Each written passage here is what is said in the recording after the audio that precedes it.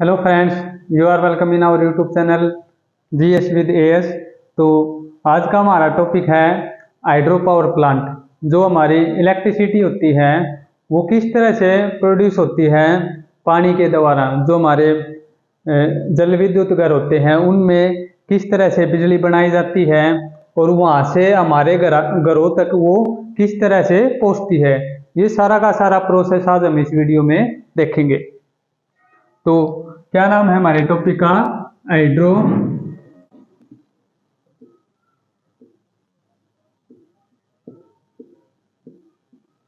Power plant. अब ये जो हाइड्रो पावर प्लांट है हिंदी में कहते हैं इसको जल विद्युत घर। तो किस तरह से इलेक्ट्रिसिटी प्रोड्यूस होती है और किस तरह से हमारे घरों तक आती है। तो सबसे पहले हमें हाइड्रो है तो पानी चाहिए।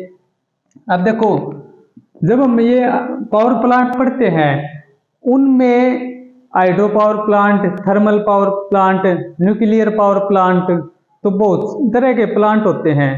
तो इनके अलग अलग नाम क्यों दिए जाते हैं? तो क्यों दिए जाते हैं? तो जो इलेक्ट्रिसिटी प्रोड्यूस होती है, जो बिजली बनती है, वो बनती है जनरेटर से। किससे बनती? वो जनरेटर से। अब जनरेटर को जिस भी चीज से हम घुमाएंगे, जनरेटर घूम के बिजली बनाएगा। अब किसी भी चीज से अगर हम उस जनरेटर को घुमाते हैं किसी भी चीज की हेल्प से, तो उसी चीज के नाम पे उस पावर प्लांट का नाम रखा जाता है। जैसे यहाँ पे हम इस जनरेटर को पानी की हेल्प से घुमाएंगे। किसकी हेल्प से घुमाएंगे? पानी की मदद से हम जनरेटर को घुमाएंगे, इसलिए इस पावर प्लांट का नाम रखा गया हाइड्रो पावर प्लांट या जल विद्युत घर। अगर जनरेटर को हम भाप की मदद से घुमाते हैं, किसकी मदद से? भाप की मदद से, तो उस प्लांट का नाम क्या रखा जाएगा? Thermal power plant. अगर हम जनरेटर को न्यूक्लियर एनर्जी की मदद से घुमाते हैं तो उस प्लांट का क्या नाम रखा जाएगा? Nuclear power plant. तो किसी भी चीज की हेल्प से अगर हम जनरेटर को घुमाते हैं तो उसी के नाम पर हम उसका पावर प्लांट का नाम रखा जाता है। ठीक है। अब देखो, अभी इसकी स्ट्रक्चर बनाएंगे तो हमें क्या चाहिए? पानी। तो पानी किस में ज्यादा स्टोर होता है? बांधों के अंदर। तो ये हमने एक बांध बना लिया, डैम। इंग्लिश में क्या बोलते हैं इसको? डैम।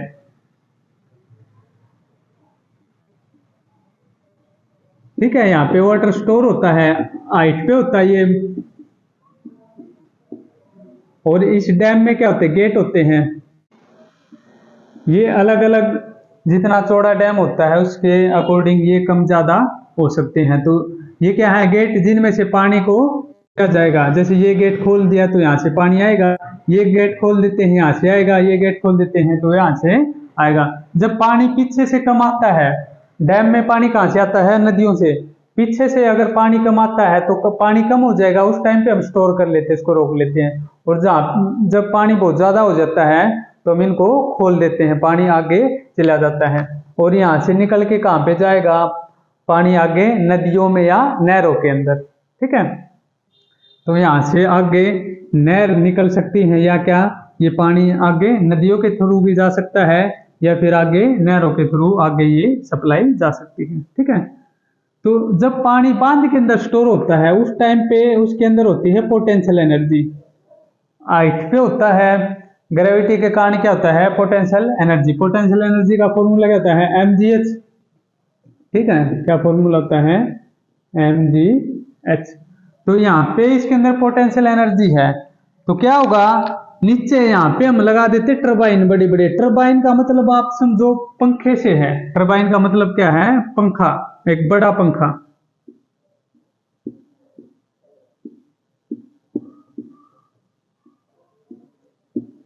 ये इस तरह से मैंने यहाँ पे टरबाइन बना दी। तो जब यहाँ से पानी आएगा, इधर से पानी आएगा, यहाँ से पानी आएगा और यहाँ से, तो जब पानी इन पंखों से टकराएगा, टरबाइन से टकराएगा, टरबाइन को मैं टी से लिख देता हूँ। किससे लिखा? टी से। तो जब पानी इनसे टकराएगा पंखों से तो ये पंखे घूमने लग जाते हैं। क्या करेंगे, ये घूमने लग जाएंगे। और जब ये घूमते हैं तो इन्हीं को आगे हम किससे जोड़ देते हैं, इनको जोड़ देते हैं जनरेटर से। किससे जोड़ देते हैं, जनरेटर से। ये जनरेटर का सिंबल होता है, ये जनरेटर को है ना हम इस तरह से दिखाते हैं, जैसे अगर ये सिंबल लगा हुआ है उसका मतलब वो एसी जनरेटर है, ठीक है।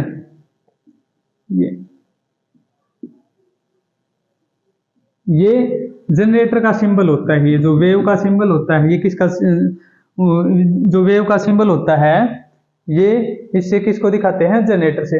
तो जैसे पानी आएगा इन टरबाइन के ऊपर, ये टरबाइन घूमने लग जाती है, और जब ये टरबाइन घूमेंगी तो जनरेटर भी घूमने लग जाएंगे, और जब जनरेटर घूमता है तो क्या बनेगी, हमारी इलेक्ट्रिसिटी, ठीक है। जनरेटर घुमा के क्या बनेगा, इसीलिए इसका नाम, इस मशीन का नाम जनरेटर रखा गया है। जनरेट का मतलब पैदा करना।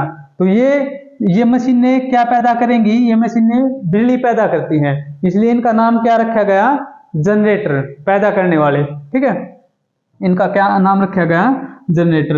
अब ये जो जनरेटर होते हैं ये जो इलेक्ट्रिसिटी पैदा करेंगे, अब मान लिया ये बांध हमारे घर से 500 किलोमीटर दूर है, तो वहां पे 500 किलोमीटर दूर इलेक्ट्रिसिटी पैदा की गई। अब हमारा घर 500 किलोमीटर दूर है, हमारा गांव 500 किलोमीटर दूर है, तो वो हमारे गांव तक आने में जितनी भी ये इलेक्ट्रिसिटी यहाँ पे पैदा हुई ना, जैसे यहाँ पे हमने पैदा कर ली 1000 वोल्ट या 500 वोल्ट, 500 वोल्ट की हमने इलेक्ट्रिसिटी पैदा की यहाँ पे, या 1000 वोल्ट की पैदा की, ठीक है। वो अगर हमारे घरों तक आएगी तो उसका लॉस हो जाएगा, आते आते हमारे घरों तक आते आते वो खत्म हो जाएगी। इसके लिए क्या करते हैं कि हम यहाँ पे वोल्टेज को बढ़ाते हैं। क्या बढ़ाते हैं, वोल्टेज को। यहाँ पे हमने इलेक्ट्रिसिटी तो जनरेटर से पैदा कर ली, हमने बिजली तो बना ली, लेकिन ये बिजली, इसकी जो वोल्टेज है वो कम है। वोल्टेज क्या होती है, वोल्टेज को एक बार देख लो आप, एक बार मतलब एक मोटे में समझ लो वोल्टेज क्या होती है।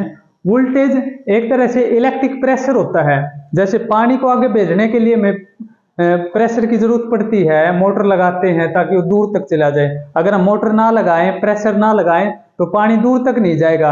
अगर हमें पानी दूर तक भेजना है तो उसके लिए हम उसके ऊपर प्रेशर लगाते हैं, मोटर लगा देते हैं। मोटर से क्या होता है, प्रेशर लगता है, दूर तक चला जाता है।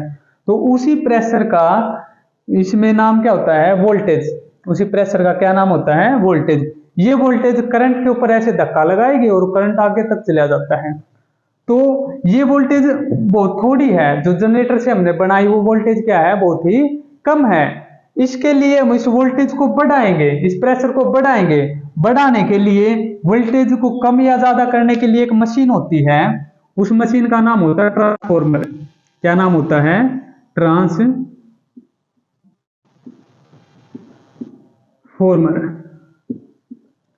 ये ट्रांसफॉर्मर, इसका क्या काम होता है, ये मैंने एक डब्बा सा बना दिया। ये ट्रांसफॉर्मर, ये एक स्टैटिक मशीन होती है। स्टैटिक मशीन का मतलब ये घूमती नहीं है, चलती फिरती नहीं है, घूमती नहीं है, एक जगह पे रखी रहेगी। और इसके अंदर होती हैं वाइंडिंग्स, तारों की वाइंडिंग्स होती हैं। तो ये ट्रांसफॉर्मर दो तरह के हैं। कितनी तरह के, एक होता है स्टेप अप और ये दूसरा होता है स्टेप डाउन। तो दो तरह के ट्रांसफॉर्मर होते हैं, एक होता है स्टेप अप और दूसरा होता है स्टेप डाउन। तो जो स्टेप अप ट्रांसफॉर्मर होता है वो वोल्टेज को बढ़ा देगा, वोल्टेज को क्या कर देगा, इंक्रीज। इंक्रीज का ये सिंबल मैंने ऊपर की तरफ एरो कर दिया, वोल्टेज को क्या करेगा, इंक्रीज। और जो स्टेप डाउन होता है वो वोल्टेज को कम करता है, ये नीचे की तरफ सिंबल कर दिया। तो अगर हमें वोल्टेज को बढ़ाना है तो हम वहां पे ऐसा ट्रांसफॉर्मर लगाएंगे, कैसा, स्टेप अप वाला। वहां पे कौन सा ट्रांसफॉर्मर लगाएंगे, स्टेप अप। तो यहाँ पे हमें वोल्टेज को बढ़ाना है ताकि वो वोल्टेज दूर तक, करंट दूर तक चला जाए, हमारे घरों तक आ जाए, हमारे शहर तक आ जाए। तो यहाँ पे हम इसके साथ यहाँ पे ट्रांसफॉर्मर लगा देते हैं। क्या लगा देते हैं, ट्रांसफॉर्मर।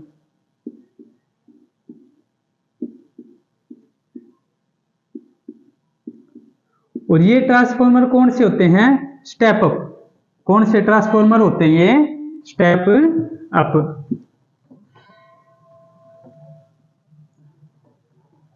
अब ये जो ट्रांसफॉर्मर होते हैं, इन्होंने इन ट्रांसफॉर्मर ने क्या किया, वोल्टेज को बढ़ा दिया।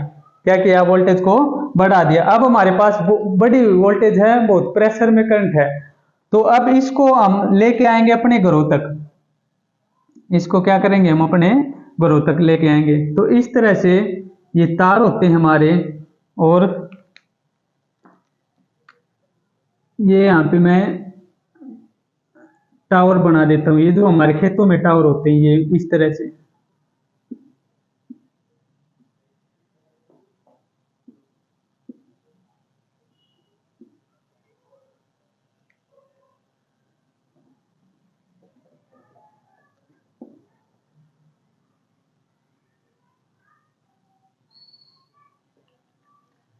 ठीक है,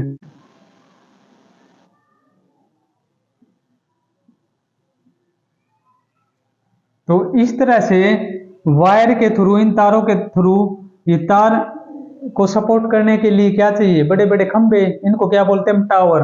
क्या बोलते हैं, टावर। तो टावर से क्या हुआ, हमने तारों को बांध दिया, जो हमारे वायर है इनको बांध दिया। अब इन तार में से क्या करंट चलेगा, ये 500 किलोमीटर तक, मान लिया हमारा 500 किलोमीटर दूर शहर है, तो ऐसे 500 किलोमीटर चल के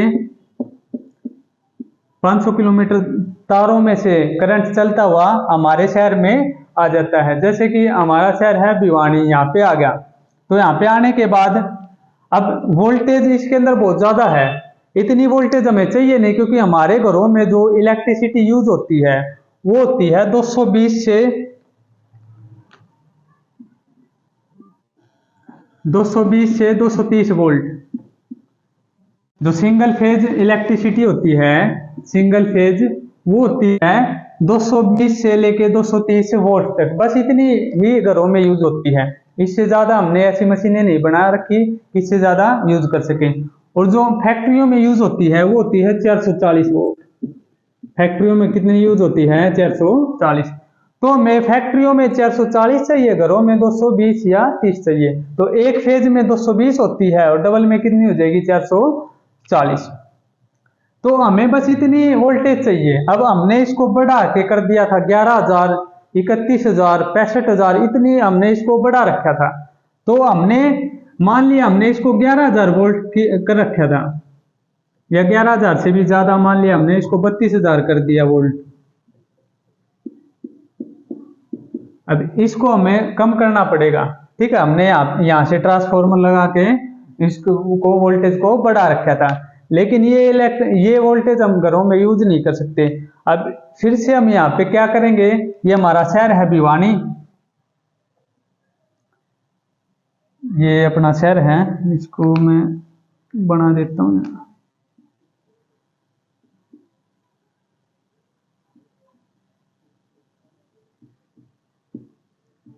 ये भिवानी का क्या है, पावर स्टेशन है। भिवानी का क्या है, पावर स्टेशन। अब इस यहाँ पे आ गई है वोल्टेज। अब यहाँ पे क्या करना पड़ेगा, पावर स्टेशन के अंदर ट्रांसफॉर्मर लगे रहते हैं बड़े बड़े। अब हमें यहाँ पे वोल्टेज को कम करना है। कम करने के लिए कौन सा ट्रांसफॉर्मर यूज करेंगे, यहाँ पे स्टेप डाउन। अब फिर से यहाँ पे ट्रांसफॉर्मर लगे हुए हैं।